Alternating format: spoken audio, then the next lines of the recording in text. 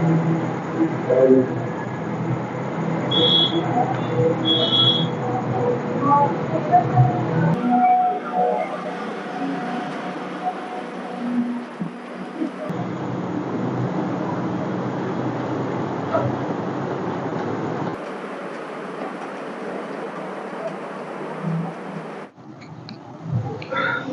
बताइए आप लोग कि आप लोग का रूटीन कैसा रहता है, सुबह से शाम तक का लाइब्रेरी का रूटीन कैसा रहता है, थोड़ा सा इसके बारे में बताइए। रूटीन सर हम लोग का सुबह वही 6-7 बजे के आसपास उठ जाते हैं। उसके बाद लाइब्रेरी नहा धो के 1 घंटे में रेडी होके लाइब्रेरी आ जाते हैं। उसके बाद फिर 1 बजे तक पढ़ाई होती है। फिर 1 बजे चले जाते हैं खाना वाना खाने। उसके बाद 2 घंटा मतलब लग जाता है। खाना खा के थोड़ा रिलैक्स मतलब 1 आध घंटा रेस्ट करेंगे। फिर 3-3 बजे के आसपास फिर रिटर्न लाइब्रेरी आते हैं। फिर उसके बाद लाइब्रेरी आने के बाद लगभग 6 बजे तक पढ़ाई होती है। फिर आधे 1 घंटा लगभग जाके फिजिकल पे थोड़ा सा अच्छा, फिजिकल खुद किसकी पे तैयारी कर रहे हैं आप? हम लोग यूपी पुलिस यूपीएसआई देखते हैं सर। यूपी की हाँ आने वाली है वैकेंसी? आने वाली है सर। अब जब ही आ जाए। वाले हैं आप? हम गोरखपुर के हैं सर। गोरखपुर के। और यहाँ पर कौन कौन है जो तैयारियाँ कर रहा है अलग अलग चीज़ों की, पुलिस या कुछ उसके अलावा कोई भी चीज़ की तैयारी? मैं यूपीएससी कर रहा हूँ। यूपीएससी के तैयारी।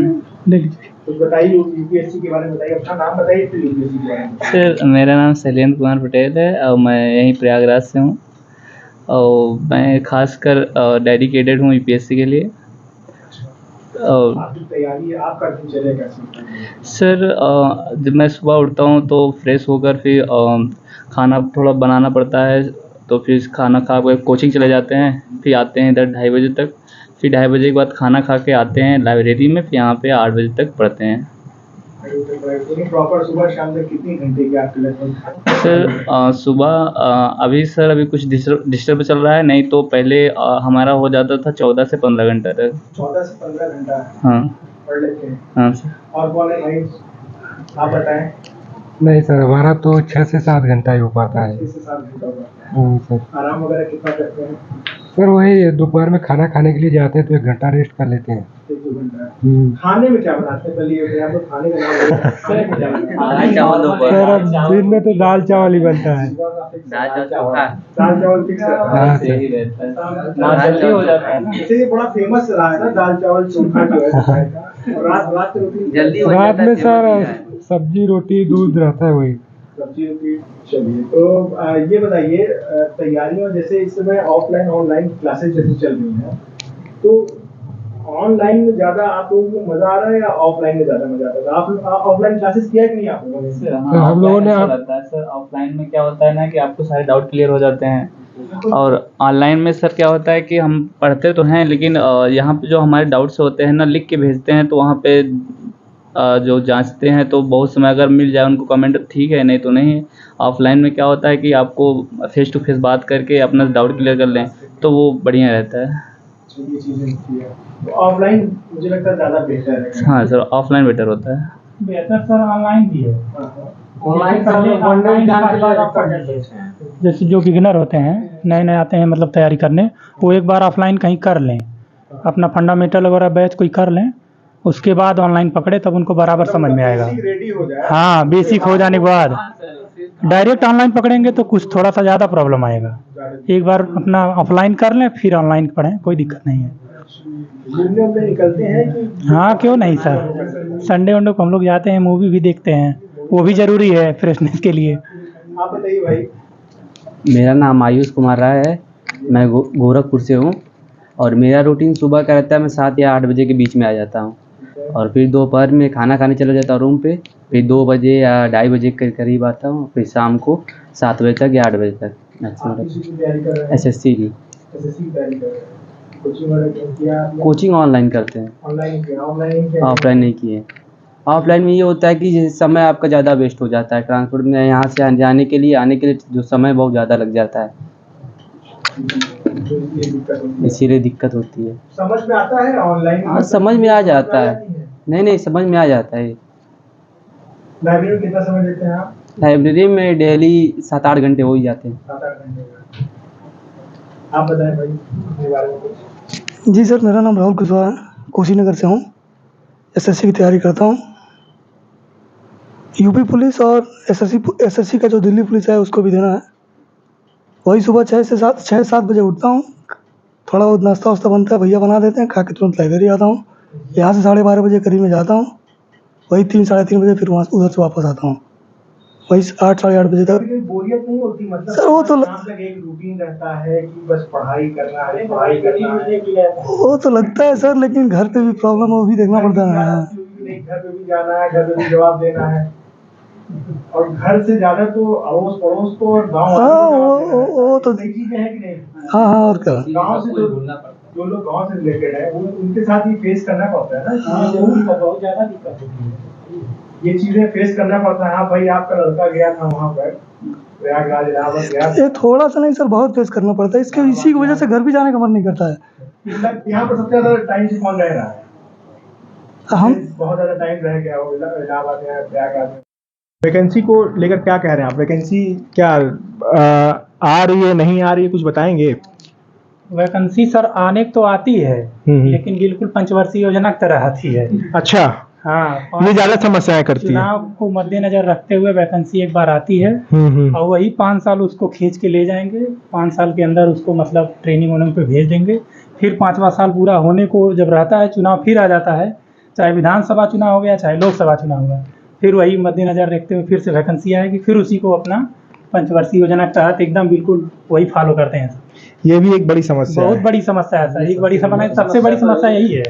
अगर वैकेंसी हर साल आए, जैसे एसएससी वगैरह इस टाइम पे हो रहा है, वैकेंसी 8-10 हज़ार आए, 5,000-7,000 जो भी आए, जो लड़के मतलब उस योग्य हैं, पढ़ाई करके हर साल निकलते रहेंगे, और नए लड़के आते रहेंगे, निकलते रहेंगे सर, उतनी दिक्कत तब नहीं होगी। जो कि इकट्ठे हो जाते हैं लड़के, जब जो 10,000 पोस्ट आती है उसके लिए 30-30 लाख 35-35 लाख फॉर्म जाते हैं, वो तब नहीं देखने को मिलेगा सर। अच्छा, इस बार बिहार का जो ये पेपर हुआ था, उसमें कोई गया था आप लोगों में से?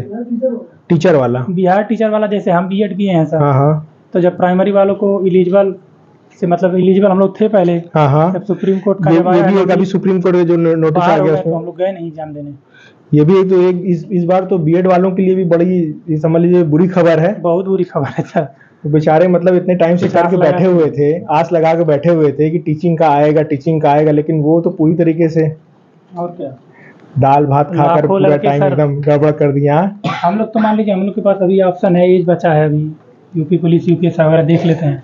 जो लड़के केवल शिक्षा को डेडिकेटेड थे, उनके लिए बहुत दिक्कत हो गया, वो बेचारे तैयारी छोड़ के घर चले गए सब।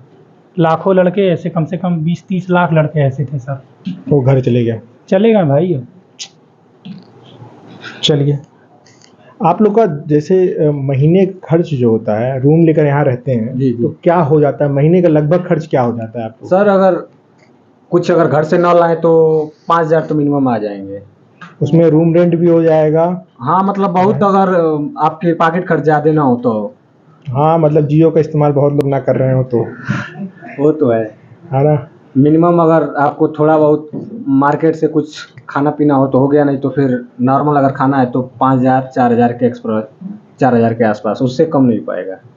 कुछ अभी वैकेंसी आज शायद योगी जी का वो भी तो आया ना, स्टेटमेंट आया है। वो तो सर कुछ दिन पहले भी, 1 साल पहले भी वैसे मांगे थे रिकॉर्ड डाटा कि जितने भी रिक्तियाँ हैं उनको जल्द से जल्द पूर्ति किया जाए, और सर आज भी हुआ है। अब देखिए कब तक अगला आता है कि अध्याचन बार बार मांगते हैं, अध्याचन बार बार मांगते हैं, जो है कितनी सीटें रिक्त है, क्या है, बस उसके बाद खाना पूर्ति होके उसके बाद अभी टेंडर भी नहीं पास हुआ है, और कह रहे हैं कि उसमें तो दिया है आज पेपर में 6 महीने में उसको कंप्लीट कराना है। सर ऐसे ही कुछ दिन पहले भी बोला गया, तो दिसंबर तक इन बच्चों को ट्रेनिंग में भेज देना है। तो सर अभी वैकेंसी नहीं है तो फिर ट्रेनिंग में कैसे जाएंगे? वो भी कुछ दिनों के लिए बोला गया, कोई काम अधूरा अगर इस चीज को लेकर हमको लगता है थोड़ी सी नर्वसनेस रहती है कि वैकेंसी को लेकर हमें लगता है ज्यादा नर्वसनेस। प्रॉपर अगर वैकेंसी है तो फिर थोड़ी बेरोजगारी कम हो जाएगी। टीचरों से आप लोग क्या अपेक्षा रखते हैं? जो टीचर्स ऑनलाइन के होते हैं, ऑफलाइन के होते हैं, उनसे आप लोग क्या अपेक्षा रखते हैं? कैसा पढ़ाते हैं, या चीज़ें समझ में आती है, उनकी पढ़ाई हुई चीज़ें एग्ज़ाम में आपके लिए कारगर साबित होती हैं कि नहीं होती हैं? कुछ इस पे बताएंगे आप लोग। कुछ हद तक होते हैं, लेकिन अधिकतर तो अपने ऊपर है। बुक पढ़ें, अधिकतर प्रैक्टिस करें, टेस्ट दें, इन सबों के अपने ऊपर है। टीचरों का बहुत आता है, लेकिन अब हूबहू नहीं आता है। अब कैसे कर हाँ, कॉपी तो नहीं हो, तो किताब में भी है, आप जहाँ से तो नहीं हो पाएगा, पकड़ें। लेकिन बेनिफिट मिलता है, ऐसा नहीं कि बेनिफिट नहीं मिलता है। आपको बेसिक क्लियर कर देता है आपको, जो पढ़ने का तरीका है वो बता देता है। बाकी तो सारा चीज़ तो अपने से ही करना पड़ेगा जाहिर सी बात है, वो सारी चीज़ें तो अपने से ही करना पड़ेगा। सर। आप वो तो आपको मतलब बेसिक चीज़ें वो अगर बढ़िया से समझा देते हैं टीचर, तो उसके बाद आप लोगों को इतनी दिक्कत नहीं होती है, ऑनलाइन से भी आपका काम चल सकता है। जैसे अगर बेसिक चीज़ें सर बता दें, अगर कोई टीचर बता दे, तो आप अगर किताब पढ़े ना तो आपको पूरी समझ में आएगा कि क्या कहना चाह रहा है किताब, राइटर क्या कहना चाह रहा है, और हमको घटना क्या पढ़नी है, उसके बारे में क्या पढ़ना है, इस बारे में वो सारी चीज़ें आपको क्लियर हो जाएंगी। अगर जैसे आप पहली बार पढ़ रहे हैं किताबें, तो आपको लगेगा कि यार कुछ शब्द जो टर्मोलॉजी होती हैं उनसे ना अब जो परिचित नहीं होते हैं ना, तो आप कंफ्यूज हो जाते हैं।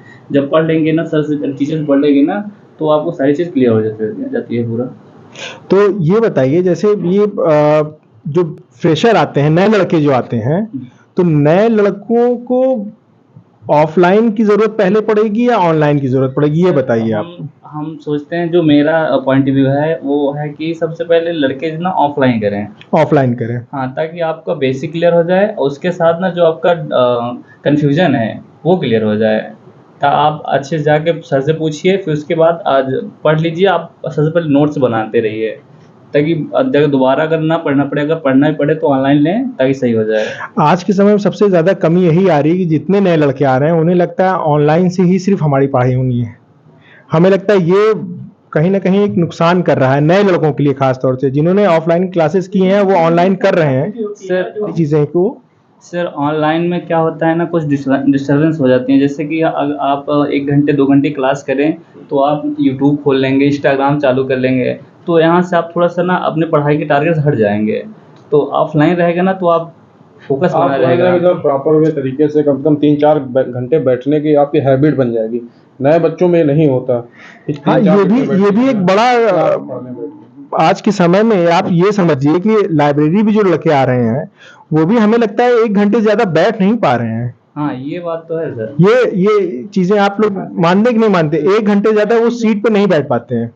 1 घंटे के बाद उन्हें चाय चाहिए या कुछ स्नैक्स चाहिए, मतलब इस टाइप की छोटी मोटी चीजें उन्हें चाहिए, या बाहर ही जाना है, पानी पीना है, कुछ ना कुछ उन्हें 1 घंटे के अंदर करना रहता है। 10-15 मिनट का उन्हें ब्रेक रहता है। और जो ऑफलाइन की क्लासेस होती हैं वो लगातार हमें लगता है 4 से 5 घंटे की होती है।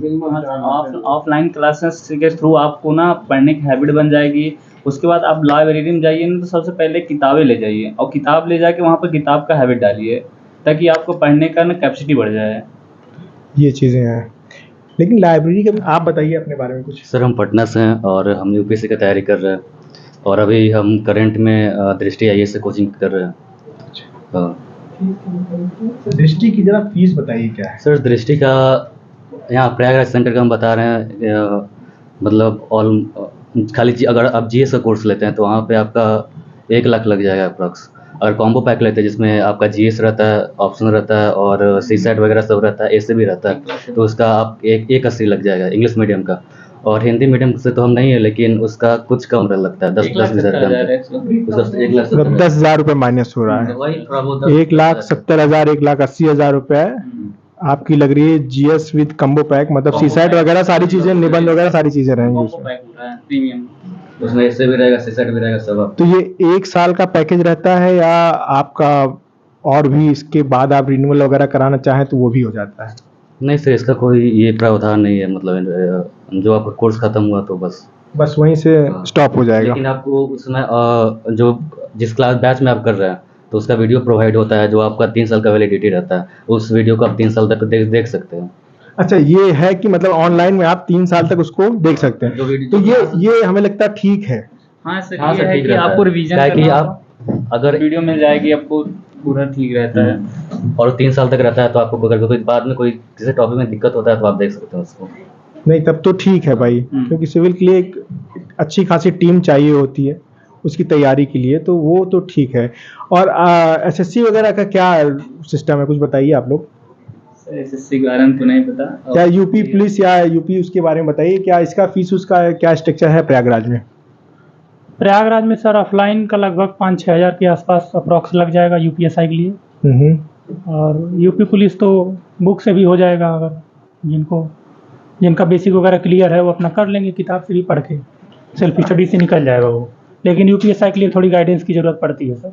यूपीएसआई के लिए गाइडेंस, हाँ, क्योंकि कंपटीशन थोड़ा ज़्यादा होता है उसमें, 2-3 हज़ार पोस्ट के लिए इस प्रयागराज में इस समय कोचिंगों की स्थिति जो है हमें लगता है कुछ थोड़ी सी दयनीय हुई है। प्रयागराज में सर एक एक सब्जेक्ट के लिए कोचिंग फेमस है। एक सब्जेक्ट जैसे कोई इंडिविजुअल रीजनिंग पढ़ा रहा है 8,000 में, तो मैथ पढ़ा रहा है 10,000 में, इंग्लिश पढ़ा रहा है 8,000 10,000 में। सर ये बहुत बड़ी समस्या है ऑफलाइन की। नहीं तो आप लोग क्या चाहते हैं, क्या मतलब उनसे क्या उम्मीद रखते हैं कि किस तरीके से वो करें कि हम स्टूडेंटों को, हम छात्रों को उससे बेनिफिट मिले? सर वही सही टाइम पे सिलेबस खत्म करें, रेगुलर क्लास चलाएं, और क्या चाहिए हमारा? प्रैक्टिस कराएं, सही समय पे क्लास अपनी जो है वो ख़त्म करें, सिलेबस आपका ख़त्म करें। और फीस वगैरह क्या इसमें फंडा है? फीस सर फाउंडेशन बैच अगर लिया जाए तो 6,000 में कर देते हैं एडमिशन। 6,000 में हो जाता है। कितने टाइम का रहता है फाउंडेशन? सर वो तो 1 साल के लिए हो जाता है, 6 महीने की वैलिड 1 साल के लिए हो जाता है। 1 साल कर लेते हैं घिस घास की इधर उधर करके। और पूरा सरकारी काम रहता है, 6,000 में एकदम साल भर घसीट लीजिए। हाँ, सिविल में ये चीज़ नहीं होती है। नहीं सर, ये नहीं होता। ये दृष्टि वगैरह में ये सब चीज़ें नहीं होती हैं। उनका पेटेंट एकदम रहता है कि नहीं, एक कोर्स है, इस टाइम पे खत्म होगा, ड्यूरेशन है। टाइम बढ़ जाता है, ऐसा बात नहीं है। टाइम जितना टाइम बताते हैं उससे थोड़ा 2-3 महीना बढ़ जाता है, ज़्यादा भी बढ़ सकता है। आप अपना कितना समय देते हैं लाइब्रेरी में?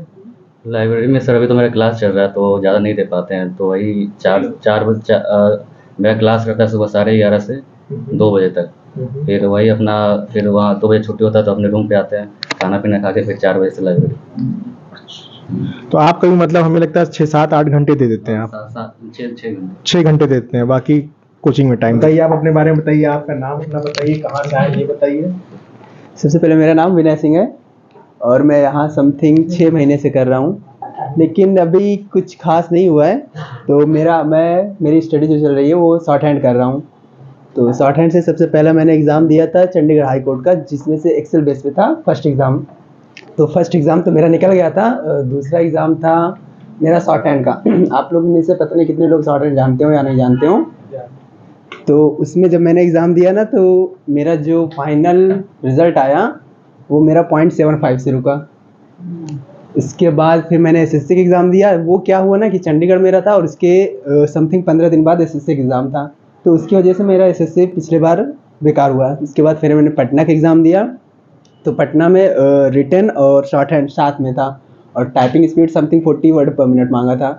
तो उसमें जाके मेरा 4 नंबर से रुका। और अभी जाके मैंने वहाँ पे दिया था राजस्थान में समथिंग 1 मंथ एगो, तो उसमें भी मेरा रुक गया 2 नंबर से। अभी मेरा जो फाइनल रिज़ल्ट है वो आने वाला है झारखंड हाई कोर्ट का, पीए का मैंने दिया है। तो उसमें 45 की स्पीड मांगा था टाइपिंग की और 100 वर्ड पर मिनट मांगा था शॉर्ट हैंड की स्पीड। तो अभी वो रिज़ल्ट तो मेरा मतलब उम्मीद मुझे है 98 पॉइंट समथिंग कि मेरा होने के चांस है। बस बाकी और यही स्टडी चल रही है, और स्टडी में जो चल रहा है वो समथिंग हम लोग का 30 या 40% टाइम हमारा शॉर्ट हैंड में चला जाता है और बाकी रिटर्न में। Thank you. 6 महीने से आप यहाँ पर हैं जी। विनय सिंह जो है अपना पूरा बायोडाटा दे दिए हैं। समझ रहे हैं, फ्यूचर के लिए इन्होंने बायोडाटा दे दिया है कि कोई देखे वीडियो, अगर देखे, अगर ज़रूरत हो किसी को तो ये अभी अवेलेबल है और आने वाले समय में इनका फ्यूचर ब्राइट है। ये सारी चीज़ें इन्होंने मतलब जो है अपने बायोडाटा में बता दिया है। Thank you sir. तो एंजॉय वगैरह एक्शन के बाद नॉनवेज भी चलता है कि वेज ही चलता है? सब चलता है, जो जैसा खाता है। नॉनवेज भी चलता है। नॉनवेज में कोई दिक्कत नहीं, सभी लोगों का चल जाता होगा लगभग, मतलब सभी तो नहीं कह सकते हैं, लेकिन लगभग में चल जाता होगा नॉनवेज का। वो भी एक अलग ही एंजॉय रहता होगा कि हाँ आज सिलेक्शन हुआ है, इसी बंदे को काटो सही से। हाँ, मतलब वो भी खुश रहता है, मतलब जा रहा है उसकी भी सर अंदर एक्साइटमेंट होती है। और सर मुझे लगता है कि सबके अंदर एक्साइटमेंट होती है कि काश मेरा सिलेक्शन हो जाए, मैं सबको पार्टी दूं। नहीं, खुशी होती है, खुशी का माहौल होता है कि आपस का लड़का एक साथ, बहुत बड़ी खुशी होती है कि हाँ ये इस जगह पर सेलेक्ट हो गए हैं। तो ये अच्छा, इधर प्रयागराज में और कोटा आप लोग जान ही रहे होंगे, राजस्थान कोटा में आईटी और जी की इंस्टीट्यूट वगैरह, जेई की इंस्टीट्यूट है, नीट और जेई के। तो वहाँ पर एक बड़ी खराब स्थिति ये दिखाई दे रही है, निकल गया वो, एक खराब स्थिति ये दिखाई दे रही है कि छात्र जो अपना ये सुसाइड वगैरह का मामला कर रहे हैं, तो ये हमें लगता है कहीं ना कहीं गलत है कि नहीं, बहुत ज्यादा गलत है हमें लग रहा है। गलत है इसमें सर सबसे ज्यादा। उसमें सिर्फ बच्चों का ही नहीं है, वहाँ की जो टीचर मतलब जो वहाँ पर बांट दी जाती हैं, वर्ग में कैटेगरी में बांट दिए जाते हैं। अब बच्चे यहाँ से पास करके जाते हैं, आपका पास करने के बाद वहाँ पे जब जाते हैं तो वहाँ कैटेगरी में बांट दिया जाता है कि जैसे 50 नंबर सिलेक्शन है तो जो 50 है उसके थर्ड में, 60 है बी में, ऐसे करके बांट देते हैं। तो वहाँ पे ना टीचरों को भी बांट देते हैं, जो अच्छा है, जो अच्छा पाया है उसको ना अच्छे टीचर से पढ़ाया जाता है, और जो ठीक से नहीं पढ़ाया है वो उसको कम अच्छे टीचर से पढ़ाया जाता है। तो वो जो बच्चा पढ़ने जाता है ना, क्या करता है कि वो सोचता है कि हम घर से आया हूँ इतना करने के लिए, अब मुझे इस कैटेगरी में रखा गया है और मेरे से हो नहीं पा रहा है, तो घर जाऊंगा तो फिर वहाँ की परिस्थिति क्या होगी, तो यही सब सोच के ज़्यादातर बच्चे सुसाइड कर लेते हैं।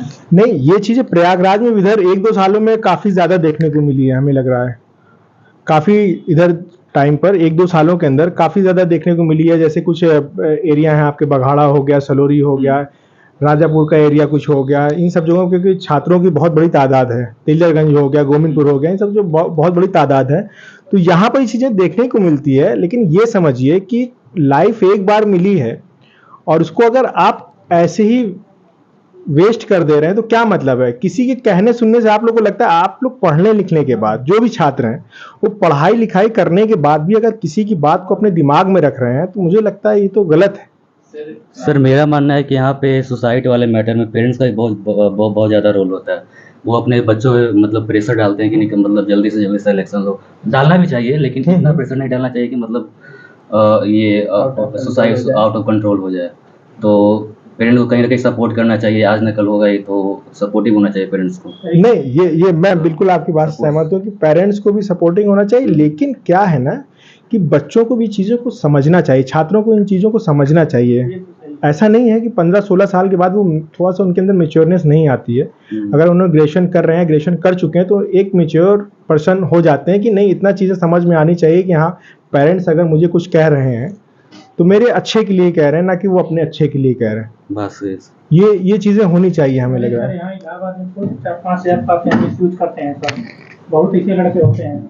हाँ, अच्छा, जो मिसयूज करता है हमें लगता है, समझना चाहिए। हाँ, जो मिसयूज करते हैं लड़के, पैसों का जो मिसयूज करते हैं, अच्छा, उन्हें कोई फर्क नहीं पड़ता, उन्हें आप कुछ भी कहिए, उनके पेरेंट्स भी कुछ भी कहें, उन्हें कोई फर्क नहीं पड़ता। सुसाइड करने वाले बच्चे सर ज़्यादा सीरियस ही होते हैं, जो मतलब वो बहुत डिसेंट होते हैं, बहुत सीरियस होते हैं इस चीज को लेकर, हमें लगता है।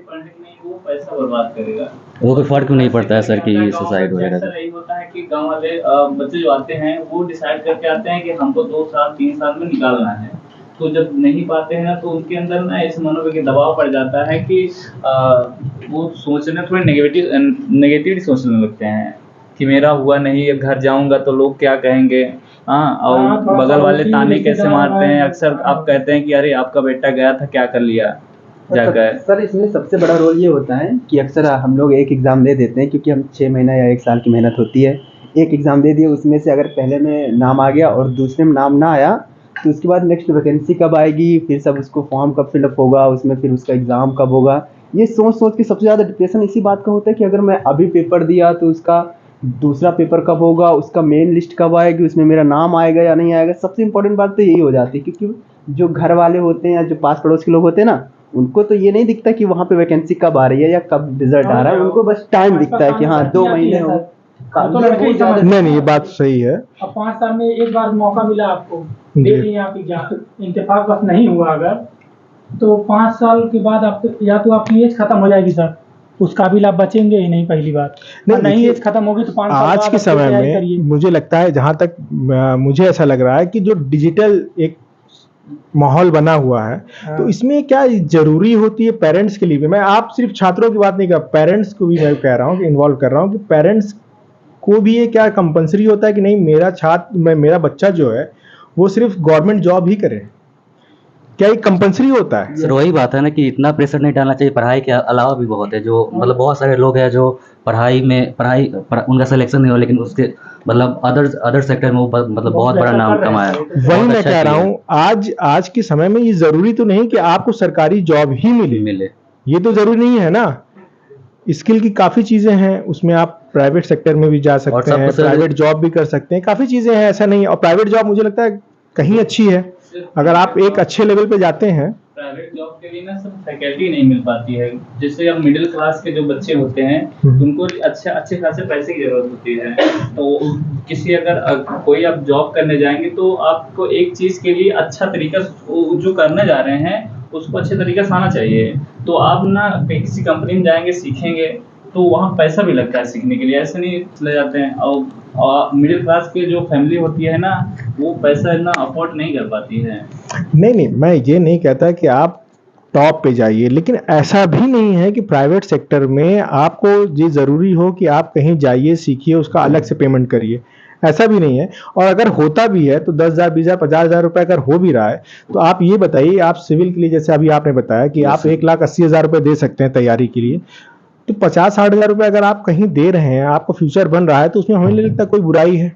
अगर आप उनसे कोई अच्छी स्किल सीख रहे हैं जिससे थोड़ा सा गवर्नमेंट जॉब की अपेक्षा प्राइवेट थोड़ा सा अनसिक्योर है कहीं न कहीं। यही तो मैं आपसे पूछना चाह रहा हूँ कि ऐसा क्यों लगता है पेरेंट्स को? देखिए आज के समय में आप भी जैसा भी जानते हैं कि पेंशन वगैरह की सिस्टम खत्म हो गया सरकारी जॉब में, आजकल सर प्राइवेट और सर गवर्नमेंट दोनों इक्वल हो गए, चीजें खत्म हो रही हैं, लेकिन फिर भी पेरेंट्स को, और हमें लगता है पेरेंट्स ज्यादा तो रिश्तेदारों को, पड़ोसियों की इस चीज की चिंता होती है कि लड़का सरकारी है कि प्राइवेट में है, क्या कर रहा सर है। ये ज्यादा यूपी और बिहार में देखने को मिलता है। यूपी बिहार में ज्यादा होता है। बाकी आप साउथ में चले जाइए वहाँ पे इतना नहीं, वहाँ पे सब प्राइवेट करके अपना दिल्ली, महाराष्ट्र तक हाँ। दिल्ली, बैंगलोर में आप जाके देखिए, हमें लगता है वहाँ सरकारी वगैरह के चक्कर में बहुत पढ़ते नहीं है सब। वहाँ सर सब पढ़े लिखे रहते हैं, मतलब अगर फैमिली में 5 मेंबर है तो सब मतलब गवर्नमेंट जॉब कर रहे हैं, सब मतलब ये कर रहे हैं। जो आपका पश्चिम भारत के हैं वहाँ पे चले जाइए तो वहाँ पे देखे जाएंगे तो आपके सब ज्यादा से बच्चे स्पोर्ट में मिलेंगे। हाँ, हरियाणा वगैरह में आप जाकर देखिए, हरियाणा में जाकर देखिए, वहाँ पर आपको स्पोर्ट्स सारे सेक्टर में इन्वॉल्व रहते हैं, सारे सेक्टर में इन्वॉल्व रहते हैं। हमें लगता है यूपी बिहार में ज्यादा कंडीशन खराब है। बच्चों को चाहिए क्योंकि अगर आप पढ़ाई भी कर रहे हैं तो एक स्पोर्ट में एक ज्वाइन कीजिए। अपने नीरज चोपड़ा सर ने भी कहा था कि अगर कोई बच्चा हो पढ़ाई कर रहा है साथ में आप बिल्कुल एक स्पोर्ट ज्वाइन कर ले, आपका फिटनेस भी अच्छा रहेगा, आपका थिंकिंग भी अच्छी रहेगी। क्योंकि आप जब कोई मेहनत करते हैं ना तो आपकी थिंकिंग अच्छी बन जाती है। अच्छा, यहाँ हमें लगता है शुरू से एक माहौल बन जाता है कि नहीं, बच्चे को जो है स्कूल टाइम से माहौल बन जाता है कि बच्चे को जो है आगे चल के सरकारी जॉब ही करना है। खासतौर से गांव का माहौल बहुत कॉमन है, ये सबसे बड़ी समस्या है। ये छोटा लड़का पैदा हुआ तभी से पढ़ेगा बच्चा आईएएस बनेगा, डीएम बनेगा, पूरा एक माहौल तैयार हो जाता है। वो गाइडेंस कीजिए। पैदा होते ही आपको समाज दिया जाता है बेटा तुमको डॉक्टर बनना है, तुमको आईएएस बनना है, तुमको पुलिस बनना है, बस थोप देते हैं। ये नहीं देखते बच्चे कुछ और मन कर रहा है करने को, उसकी रुचि कहीं और। जब आपका मन किसी दूसरे चीज में करेगा ना तो आप ना उस चीज को ज्यादा मतलब पढ़ेंगे करेंगे लेकिन आप पूरा मन से नहीं करेंगे। जो आपको करने का मन कर रहा है वो करेंगे ही नहीं, तो घर वाले जबरदस्ती खेल लेते हैं नहीं आप जाइए बस यही नौकरी करना है। एक घर का प्रेशर रहता है बहुत ज्यादा, सबसे ज्यादा प्रेशर रहता है। रिश्तेदार आपको पुश करते रहेंगे कि आपका बेटा कर क्या रहा है। ये सही है, ये सही है। मेरा बेटा यहाँ निकल गया है, पहले ये देखो तो आपका बेटा कब से कर रहा है, आप भी क्या करते उखाड़ लिए हैं। बिल्कुल बिल्कुल बिल्कुल, बहुत बड़ा फैक्टर बनता है। नहीं, हमें लगता है, हमें भी लगता है कि ये चीजें जो है ना, कि एक सबसे पहली चीज जो दिमाग में होनी चाहिए, जो सरकारी जॉब की जो चीजें हैं, ये चीजें दिमाग में नहीं होनी चाहिए, बहुत ज्यादा नहीं होनी चाहिए। ठीक है, एक होनी चाहिए, उम्मीद रखनी चाहिए कि अगर हो गए तो ठीक है, नहीं हुआ तो प्राइवेट सेक्टर है, खुद का बिजनेस है, आप कुछ भी कर सकते हैं। जरूरी नहीं कि आप बहुत बड़ी से स्टार्टअप करें, आप छोटे से स्टार्टअप कर सकते हैं। अपनी मदद भी करें। हाँ, बिल्कुल बिल्कुल बिल्कुल। चलिए, सरकार गवर्नमेंट जॉब नहीं देना चाहती तो क्या करेगा? प्राइवेट कर दे रही है और क्या? नहीं, प्राइवेट भी करे, उसके अलावा भी ऐसा नहीं है कि माइंड में सिर्फ एक ही चीज सेटअप होना चाहिए कि नहीं हमें सरकारी जॉब ही करना है। ये भी नहीं, पेरेंट्स के खास तौर से ये चीजें नहीं होनी चाहिए। अगर पेरेंट्स ये ना करे ना तो बच्चा ना सक्सेस 100% हो जाएगा। आपका सरकारी नहीं तो प्राइवेट में कर लेगा, क्योंकि उसको भी तो समझ में आ गया नहीं हमको कुछ जो इच्छाएं होती है उनको पूरा करने के लिए तो कुछ कमाना पड़ेगा ही। ये आपने सही कहा कि अगर पेरेंट्स का दबाव कहीं ना कहीं इन चीजों पे ना हो, लेकिन इतना ना हो कि बच्चा जो है वो मेंटली रूप से डिस्टर्ब हो जाए कि नहीं हमें सिर्फ सरकारी जॉब ही करना है। बच्चा फ्री माइंड से पढ़ेगा सर, फ्री माइंड से। जो समझदार पेरेंट्स होते हैं सर बहुत सपोर्टिव होते हैं। आप लोग अपने बच्चों के साथ क्या उम्मीद रखेंगे? हम लोग तो सर उम्मीद तो सर यही है कि मतलब हमारे बच्चों को मतलब जिसमें रुचि हो, जिस क्षेत्र में, वो उसी क्षेत्र में अपना कुछ बेहतर करे। जरूरी नहीं ये चीजें अच्छी है कि कम से कम आप लोगों के ऊपर जो दबाव पड़ रहा है इसका असर आने वाले समय में, ये फ्यूचर सब में, सवाल उसके ऊपर नहीं हाँ आने वाले समय में जो बच्चे हों या फ्यूचर में जो हों उनके ऊपर ये दबाव नहीं होना चाहिए। चलिए कम से कम ये चीजें बदलाव, एक बहुत बड़ा बदलाव होगा। उसकी रुचि जहाँ भी हो, चाहे संगीत में हो, चाहे खेल कूद में हो, होना भी यही चाहे चाहिए। एक्टर बनना चाहता हो, चाहे वो डांस करना एक चाहता उसका जो रुचि हो हो, वो आप उधर रखिए, एजुकेशन के साथ साथ उसको भी आप लेके चलिए, तो मुझे लगता है ये कहीं ना कहीं एक बेहतर कदम होगा सभी का। सर लोग एजुकेशन सिर्फ नौकरी के लिए करते हैं और बहुत सारी चीज़ें हैं जो करने के एजुकेशन के थ्रू हो जाता है। बस क्या करना है, पेरेंट्स चाहिए कि उनको सरकारी नौकरी चाहिए, लेकिन आप एजुकेशन करिए, लेकिन आप वहाँ तक कि जिससे मेरा मन कह रहा है क्रिकेट खेलने का सर, तो घर वाले क्या करते हैं ना कि बस आप किताब उठाए और चलो यहाँ से निकलो, और ये नहीं देख रहे बेटा खेलने का मन कर रहा है बच्चे को। तो अगर बच्चे को खेलने दिया जाए, पढ़ाई कराइए, बिल्कुल पढ़ाई, बिना पढ़ाई का आप सक्सेस नहीं होंगे, हाँ। अब लेकिन उसको ना उसका जो गोल है आप उसकी तरफ धकेलेंगे ना उसको, तो बहुत जल्दी सक्सेस हो जाएगा। अच्छा, जानते हैं एक 3 इडियट मूवी आई थी, आप लोगों ने देखा होगा, उसमें जो आमिर खान ने रोल किया था, वांगसुक, क्या नाम था, वांगसुक वांगडू कुछ करके ना, वांगडू करके था। उनका जो रियल कैरेक्टर है, जो रियल में उनका कैरेक्टर है, वांगसुक करके नहीं, क्या नाम है, सोनम वांगचू ऐसे करके कुछ नाम है उनका, वांगचू, सोनम वांगचू करके नाम है। नहीं, फुनसुक वांगडू तो फिल्म में एक नाम था, कैरेक्टर था, बट रियल जो है सोनम वांगडू करके है वो, जिसकी बायोपिक है ये। तो उनको आप कभी सर्च करिएगा यूट्यूब पे, तो उन्होंने जो स्कूल खोल रखा है लद्दाख में उन्होंने एक स्कूल खोल रखा है, तो जिसमें लास्ट में वो सीन दिखाते हैं ना, वो 3 इडियट में सीन भी दिखाते हैं कि किस स्कूल में है, तो वो जब आप देखोगे ना, तो उनके स्कूल में एक बड़ी बढ़िया चीजें दिखाई गई है कि वो अपने स्कूल में उन लड़कों को लेते हैं जो कई बार फेल हुए रहते हैं, समझ रहे हैं, जो टॉपर होते हैं उनको नहीं लेते हैं वो।